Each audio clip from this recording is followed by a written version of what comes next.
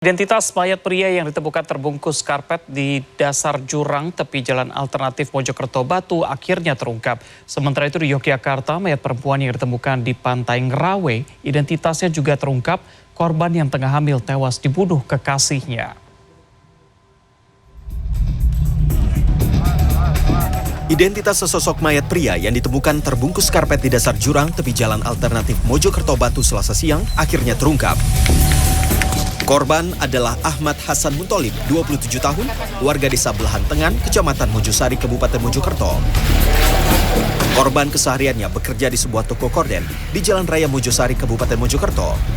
Menurut polisi, korban tewas karena beberapa luka tusuk di tubuh dan sayatan di wajahnya.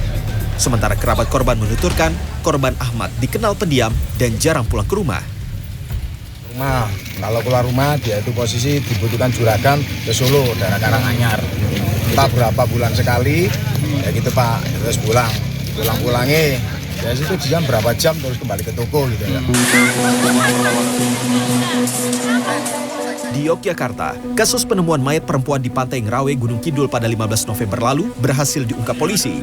Korban berinisial RN yang berusia 25 tahun adalah warga Purworejo, Jawa Tengah. Saat itu ia tengah hamil 28 minggu. Usai mengetahui identitas korban, kurang dari 1x24 jam, polisi menangkap 2 orang tersangka pembunuhan. Tersangka pertama adalah ERW, mahasiswa yang berusia 24 tahun.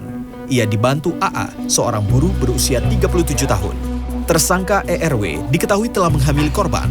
Kamis 17 November 2022, Kapolres Gunung Kidul AKBP Edi Bagus mengatakan korban dibunuh lantaran enggan menggugurkan kandungannya.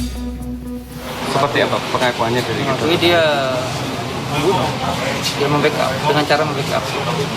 Dikenakan pasal 340 atau 338 KUHP tentang pembunuhan berencana dengan hukuman mati atau penjara seumur hidup.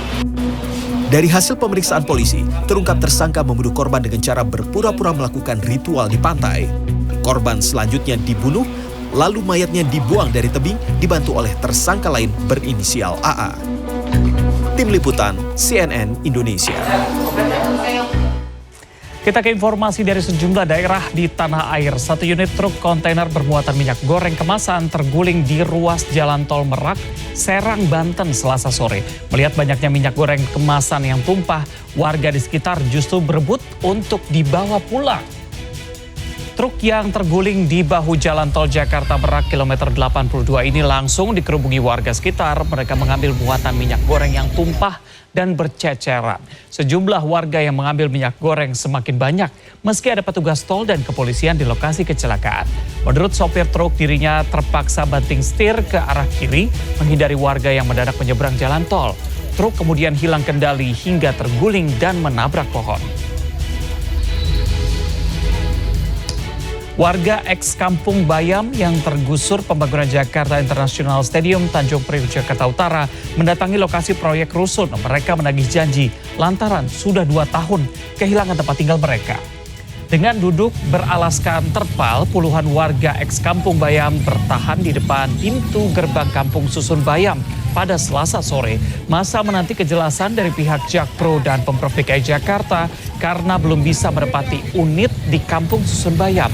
Sementara berdasarkan kesepakatan, Kampung Susun Bayam ini dapat dihuni per 20 November 2022. Diketahui proyek Kampung Susun Bayam sudah rampung dan diresmikan oleh Gubernur DKI Jakarta pada Oktober lalu.